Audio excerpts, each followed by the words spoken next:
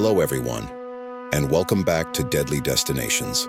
Tonight we turn our focus to the sunny shores of the Dominican Republic, a place known for its white sand beaches, turquoise waters, and all-inclusive resorts that promise paradise.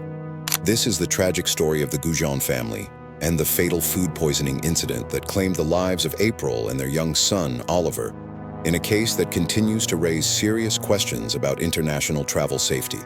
Viewer discretion is advised. The Dominican Republic, a popular destination for North American tourists, welcomes millions each year to its tropical coastlines and bustling resorts. It was there, at the Viva Dominicus Beach by Wyndham Resort, that April and Stephen Gougeon, along with their two sons, arrived in late December. The family, residents of Canada, were celebrating Christmas and hoping to soak in some sun before returning to their busy lives. The trip began like any other. They checked into the resort, unpacked their bags, and began taking in the sights and sounds of the Dominican Republic. Family photos from the early days of their stay show April smiling beside a sun hat-wearing Oliver while Stephen documented their adventures with his camera. But just days into the trip, something went terribly wrong.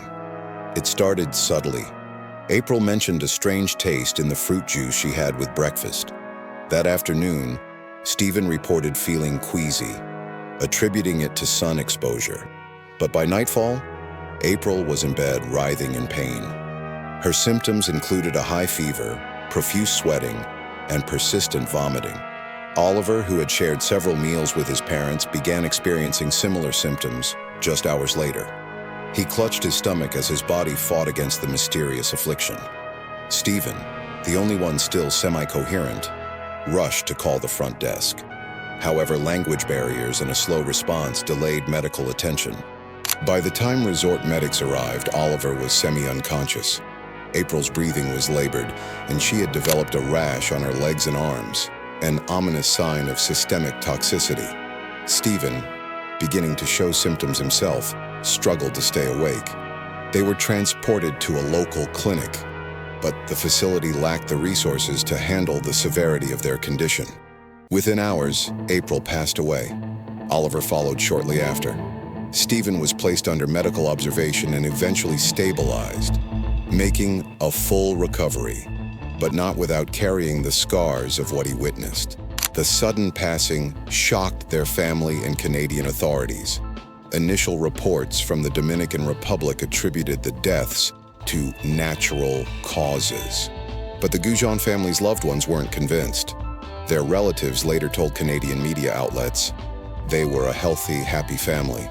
There was no reason for them to suddenly fall so violently ill. We need to understand what really happened. Toxicology reports were conducted by Dominican authorities, but delays and a lack of transparency led to further confusion and grief. The family pushed for more answers and requested the Canadian government's assistance in investigating the circumstances. The Gougeon tragedy was not an isolated case. In the weeks surrounding their passing, several American tourists had also passed away under mysterious circumstances in Dominican resorts.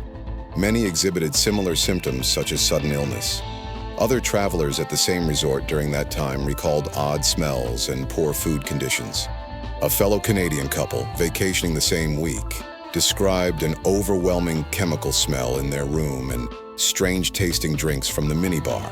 News reports in the United States and Canada began drawing connections. Media outlets featured grieving family members recounting eerily similar experiences.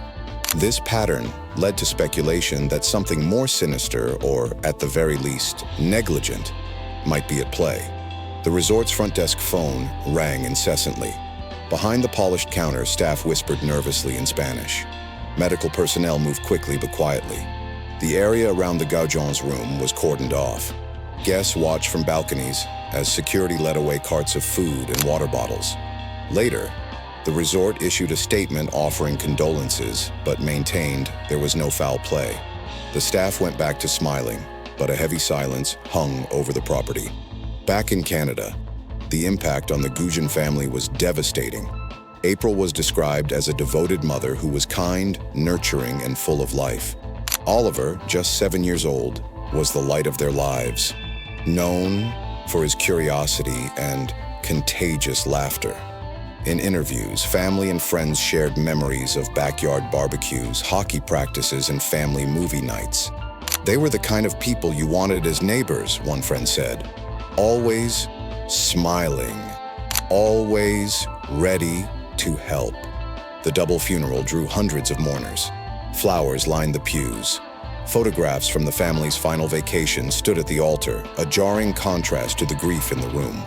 In a statement released weeks later, he wrote, "Flying back home without April and Oliver sitting beside us as they had done just days earlier is indescribable."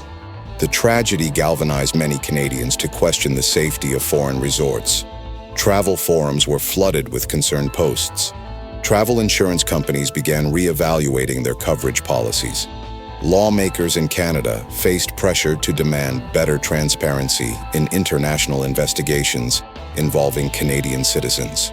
One of April's sisters, who had remained in Canada during the trip, spoke with CBC News in the months following the tragedy. Her voice quivered as she recalled the moment she received the call from Dominican authorities. "At first, I didn't understand. They said something about illness, about the clinic. I thought they'd be okay. I never imagined they would both be gone within a day." She described the pain of having no chance to say goodbye. "I still go to text April. We used to talk every day, about parenting, about life. Now I stare at her last message and it feels unreal." The Gougeon family home in Ontario became a memorial. Neighbors dropped off meals. Children from Oliver's school drew cards. But the hole left behind was unmistakable. For Stephen Gougeon, surviving the tragedy was only the beginning of a life forever altered. In the weeks following the loss of his wife and child, he returned to a home filled with haunting reminders. Oliver's toys still scattered in the playroom. April's favorite coffee mug still resting in the dish rack. The silence was deafening. Stephen sought therapy and grief counseling, but the journey through mourning was slow and uneven. Birthdays passed without celebration, and holidays came and went like shadows. The smallest triggers, a scent, a song, or a photograph, could reopen emotional wounds. Despite this, Stephen became quietly active in advocating for safer international travel. He worked with Canadian lawmakers to encourage reforms in how travel-related deaths are investigated abroad. "If I can stop one family from going through what I did," he wrote in a published op-ed, "then maybe April and Oliver's deaths won't have been in vain."